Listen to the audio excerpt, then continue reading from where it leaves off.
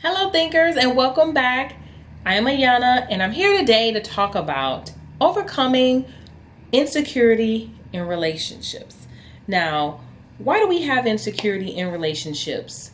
And what are some of the instances and things that we can do to recognize insecurity and to overcome it? Now, over this past week or so, and just recently up until yesterday, I've seen some situations of insecurity manifest in several relationships, and that's why this is an important topic for me to speak about today, especially as a woman and from my own perspective, because if we're not prospering and growing in our relationships, we can't manifest the best life that we want to live. Now, some of the instances of insecurity include being jealous or having an issue with your significant other talking to other females or other women, having an issue with your significant other being around other women or ex-girlfriends or women from past relationships or children's mothers, babies' mothers, as Wendy Williams likes to call it. I think that is hilarious. But your children's mom or your children's dad. And this goes for men and women alike. We all suffer from this because we're all human, but we can overcome. And part of the reason why we feel this need to be insecure is actually not about the other person. It's actually about you. It's about yourself. It's about how you feel about yourself on the inside, and it's manifesting and showing up on the outside. And that's what we want to remember. We want to remember that everything we do in life as it relates to our relationships to others, whether it be good or bad, is a mirror reflection of how you treat yourself. What are you talking about, Ayana? What are you saying as it relates to insecurity, and how does that start with me? Well, one, are you loving yourself? Love comes from within. No one on the outside can love you enough so that you feel loved on the inside. That starts with you. And I know some of us have dealt with childhood trauma. We've dealt with trauma in relationships. We've dealt with many things throughout our lives that may or may not have shaped the way that we see, the way that we accept, and the way that we love ourselves. And you have to know that loving yourself first is the first step in overcoming any insecurity that you have in this life. For example, for me, I have an issue, a body image issue, where no matter how slim or how trim or fit that I may seem to be in real life, I always see myself being bigger than what I am. That's something that I'm constantly working on. And being open and transparent about it actually helps crush that insecurity that I have. Other insecurities that I've dealt with along my journey, I have dealt with one by one and overcome them one by one, especially as it relates to having a man in my life or dealing with men of the opposite sex. Another big insecurity that I once had was that I felt like that I wasn't good enough for certain men, which facilitated me to always pick and choose someone that was a little bit in a situation where they needed to be taught or they needed to learn from me. I always had to be in the position where I was in control, and I had to control the situation, the relationship, the finances, everything. I had to be in control because I didn't allow myself to trust myself enough to even be enough to even trust them. I don't know if that makes sense, but hopefully it does. So the first step in overcoming insecurities in your relationship, if you're dealing with them right now, is taking a look on the inside and finding out what is it that's making you so insecure. What is it about yourself that you're missing, that you're not loving, that you're not liking? Take that and begin to nurture that one thing, and you'll see that once you become more secure with you, you'll be more secure in relationships. Because, honey, it's nothing like knowing that you got it, you are that, and a bag of chips, and you don't need anybody else to tell you that. That's that kind of security that you need in relationships.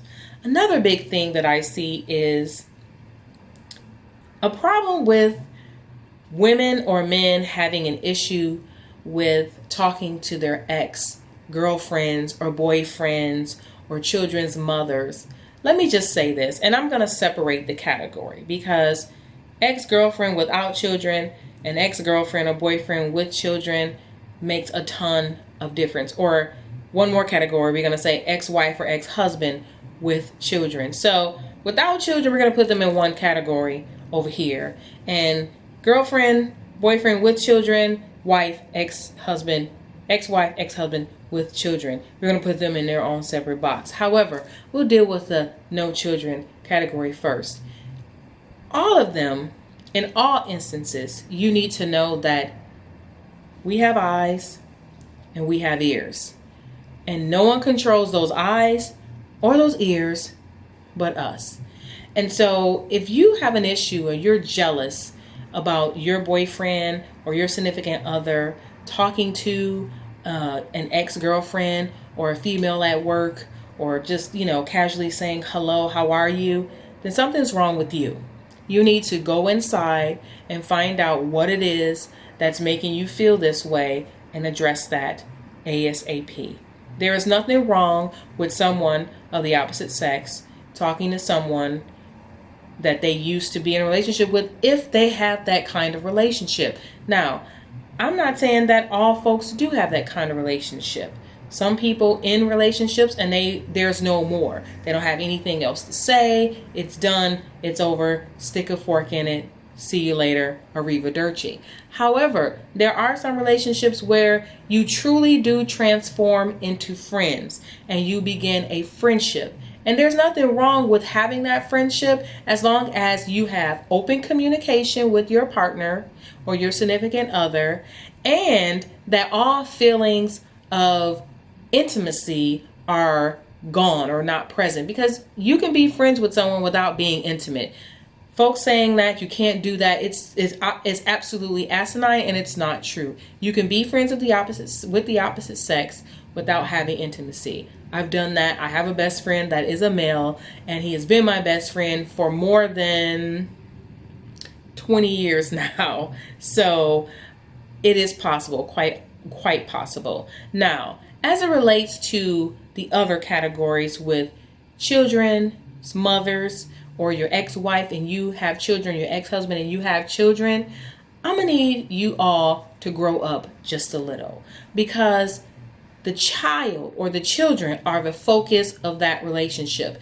Never mind whether or not you two can get along or whether you want to get along or whatever have you. However, if you are causing an issue with your child's father, and I'm just going to speak to women right here, just frankly, if you're causing an issue with your child's father because of who he is now dating or who he is now married to, then you really need to do some soul searching and growing up in life, because it's all about the children. And the last thing that you want to do is to cancel out or to not allow your child's father not to be in their lives. Children are whole people when they come into this world, and they need both masculine and feminine energy in order to be complete. We all do.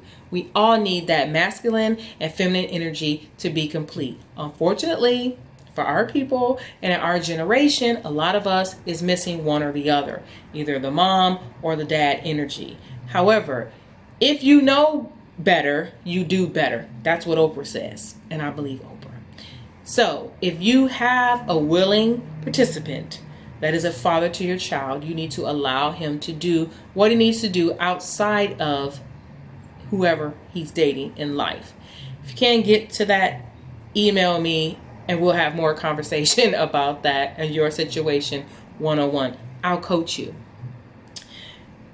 The same goes for ex-wives and ex-husbands. And I'll use again myself, because I've been along that journey where, as you know, I am married and my husband has 2 children and an ex-wife. We all get along just fine and fantastic. Do we go out and hang out and shop? And absolutely not. We don't. However, we can pick up the phone and be cordial with one another. She can call me. I can call her. When she comes and drops the kids off, I can go out and talk to her. When we go pick the kids up, we can sit and talk. There's no issue, because there's no insecurity on my behalf nor on her behalf. And so that is what we need in order to have healthy children. And subsequently, we have 2 healthy children that all of us care about because it's important for them. So if you're making a scene, you're causing a scene, you have a problem with an ex-girlfriend, an ex-wife, or whomever just because you want to cause an issue, first of all, you need to check that. It's probably because you're jealous, you're envious that they're in another relationship and maybe you didn't get what you thought you should have gotten. And hey, I'm only speaking the truth. So if you're sitting on the other side of this video watching me and saying, no, that's not me and I still don't like her, you really need to check yourself. Really go deep down inside. Peel back the onion layers and see why you have a problem.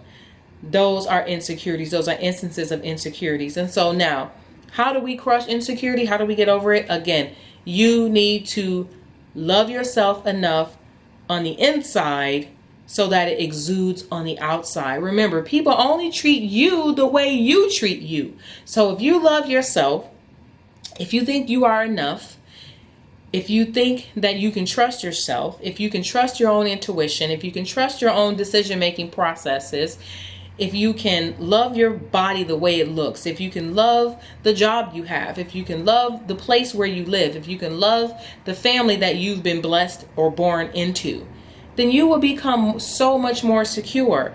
And don't beat yourself up about decisions that you have made in life. If you made a bad decision in a relationship, chalk it up, learn from it. Don't make the same mistake again, because that will only perpetuate the insecurity process and the cycle, and you'll keep repeating it. So I think I've said enough here. Again, if you have an issue with this video or what I'm saying today, email me. I'll drop the email down below and we can coach 101, because I'm sure there's something that we can get out of it to help you move forward and be more productive in life, because you can only manifest your visions, your goals, and your dreams when you are whole 360 degrees in your life. So that's every area of your life has to be whole and complete, not just one area, not just your finances, not just your health. It has to be every area. So again, if you need me, I'm here for you. As always, thank you so much for watching Think, Love, Manifest. Like this video, hit subscribe, share it with all your friends. That's all I'm asking, is for your support by sharing this video. And if you have any comments or suggestions for upcoming videos, please leave those below as well. And until the next time, peace and love. Bye.